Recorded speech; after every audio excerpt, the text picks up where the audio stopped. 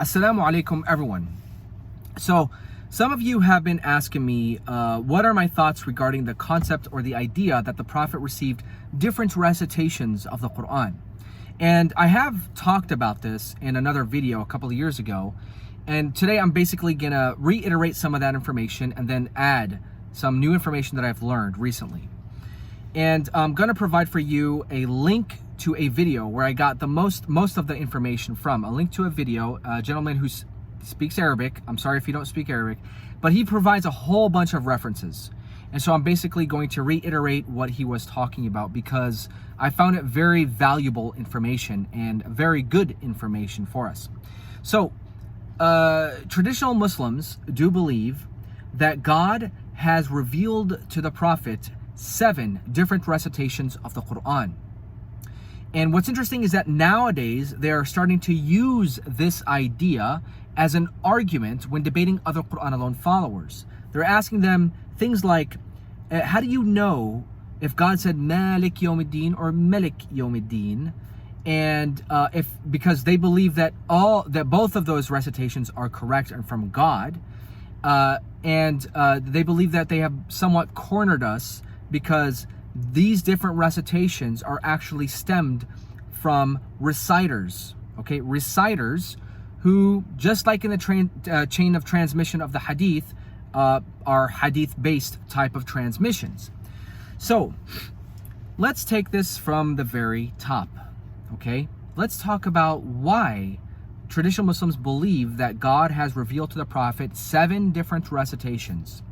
So, the idea is that God revealed to the Prophet the first recitation of the Quran in the Quraysh dialect, where the Prophet was from. And as other tribes from other areas started venturing into the Quraysh tribe, they all spoke Arabic, but they spoke a different dialect of Arabic.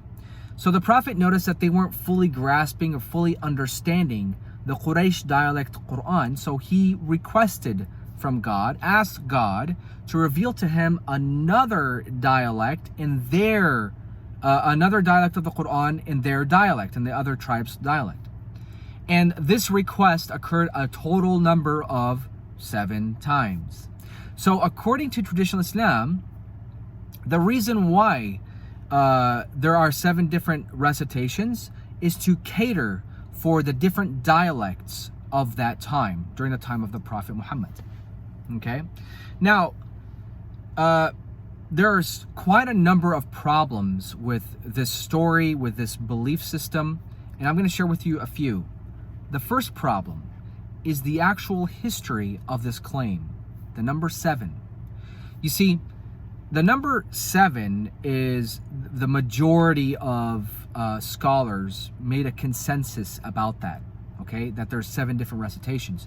But if we really look into the various historians, Islamic historians, they will tell you that there's no true consensus about the number of these readings. Some historians say that there are actually 3 readings.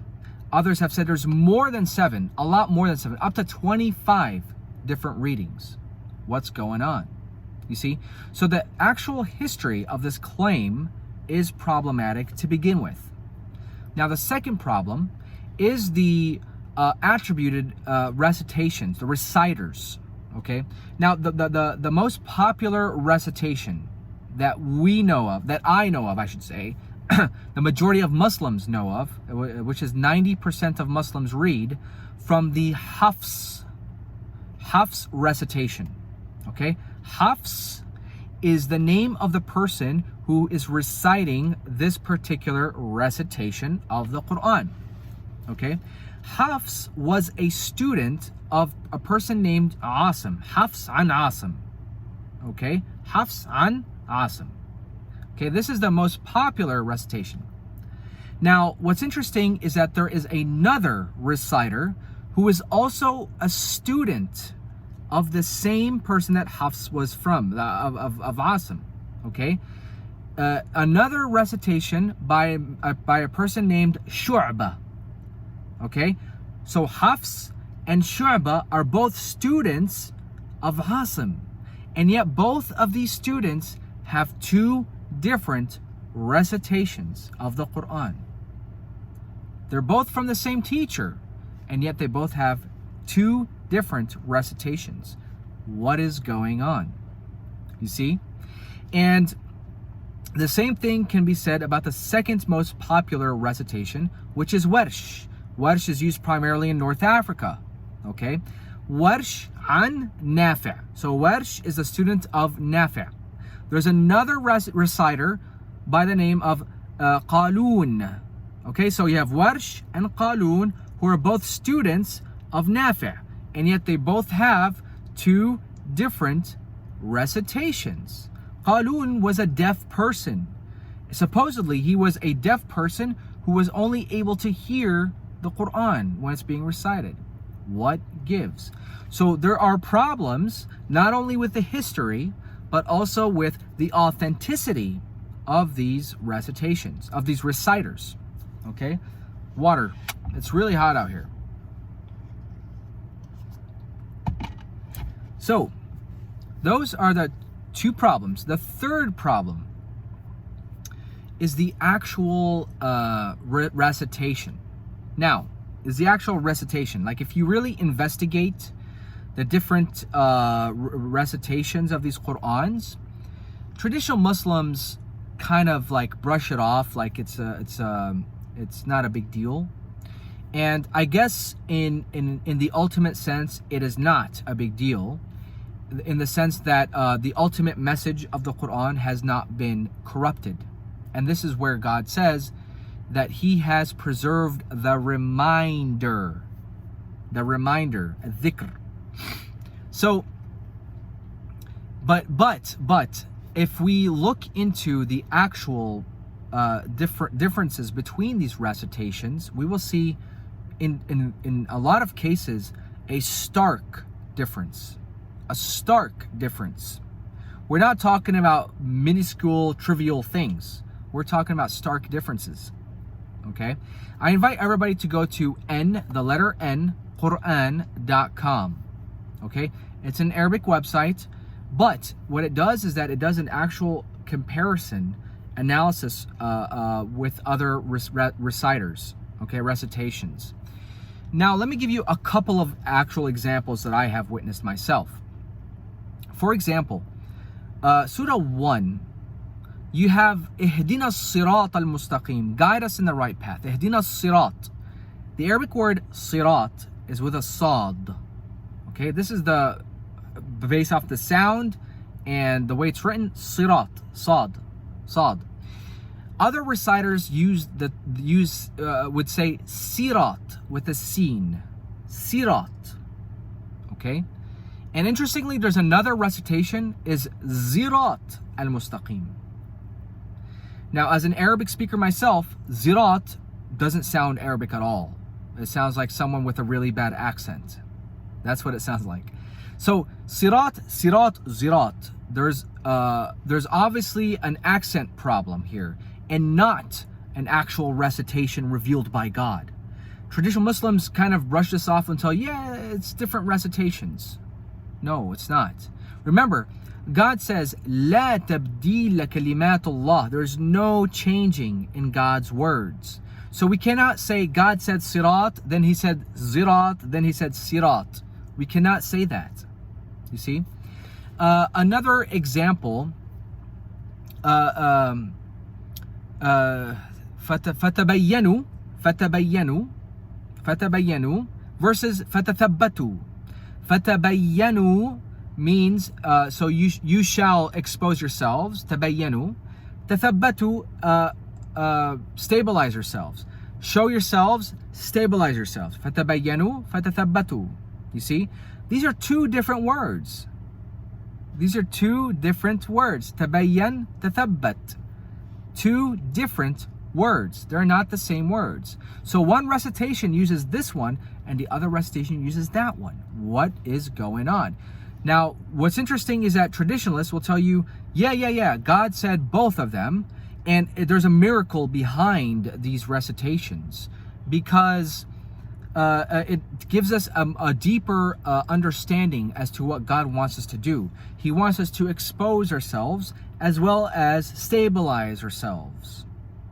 To me, this type of reasoning that they're providing is just really a dumb way, no offense, a dumb way to cover an obvious conundrum, to resolve an obvious conundrum, because they're trying to justify that there are different recitations, when in reality, only one recitation was given to the Prophet Muhammad. Let me give you another example. اتخذوا اتخذوا. This is a diacritical change. اتخذوا, they have taken. اتخذوا, you shall take. We cannot say that these are both from God. One of them was from God. Again, traditionalists will tell you, no, this is the same thing, or God is saying both things, and He wants you to do both things. Take, they took, and you shall take, and so on. Now, this is not the only changes. I'm talking about many changes. We're talking about changes in actual phrases, words that are switched around, words that are added or omitted, verse numbers that are not coherent. Okay, some verse numbers are not congruent with the other ones. Okay, they don't make sense against the other ones, and of course changes in tenses and so on. So when traditional Muslims claims that the Quran is perfectly preserved, the claims of different recitations defies the whole concept of preservation of the Quran. It defies it. It's problematic. Okay? So here's my take on this whole issue. First of all, we need to understand that the Quran was read and written and compiled during the lifetime of the Prophet.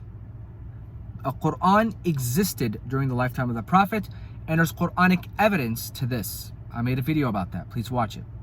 Okay, there's Quranic evidence that the Prophet was able to read and write, and therefore he was able to read and write the Quran. And it was compiled during his lifetime. Okay? This means that only one Quran was given to the Prophet. There's no Quranic indication that God is giving the Prophet different recitations of the Quran. There was only one Quran with one recitation given to the Prophet. These recitations that came about all came after his death, just like the whole notion of the hadith literature. They all came after his death. Obviously, people, after the death of the Prophet, people were trying to memorize the Quran, to preserve the memory of the Quran. And obviously, people from different backgrounds had different accents. And as a result, people mispronounced certain words, and it became part of the scripture. You see, Zirat is someone with a really bad accent. Okay?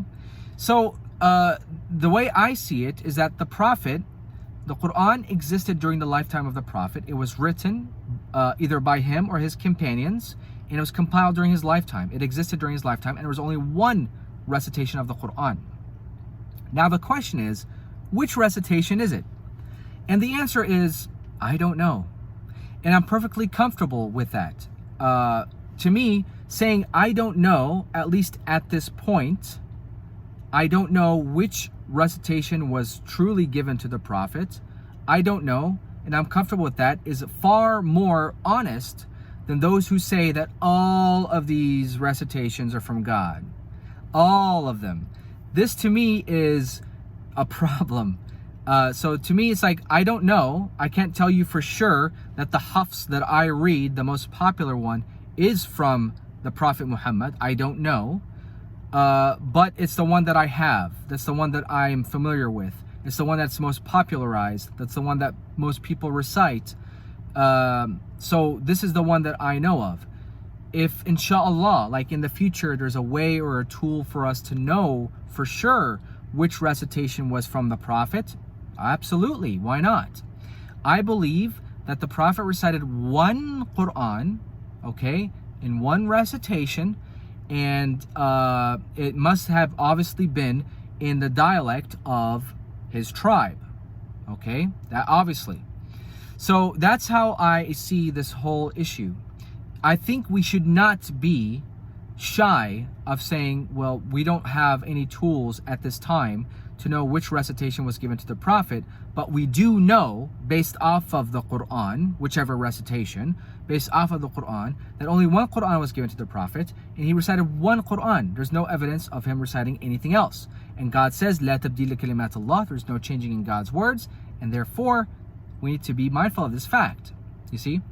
Now, with all that being said, it's interesting to note that the Birmingham manuscripts date to the time of the prophets, assuming that the timing of the prophet is accurate.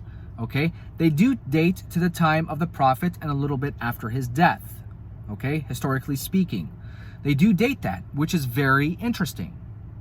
This again, if they have, this is dating the actual material that the ink is written on. Does it mean that the ink itself, it may be later? Who knows? Okay, but what's interesting is that assuming that the parchments that are written on, the ink that's written on it is the same time of the Prophet Muhammad. Okay, interestingly, the Birmingham manuscripts are dotted. They are dotted. So it gives us a better understanding, a better clue as to, it seems that during the lifetime of the Prophet, okay, making all these assumptions, during the lifetime of the Prophet, people did use dotting systems during the lifetime of the Prophet, which makes it far easier to be able to understand words or to read words. Okay? Now, so I pray that this kind of helps you understand some of the information that I have regarding this whole concept.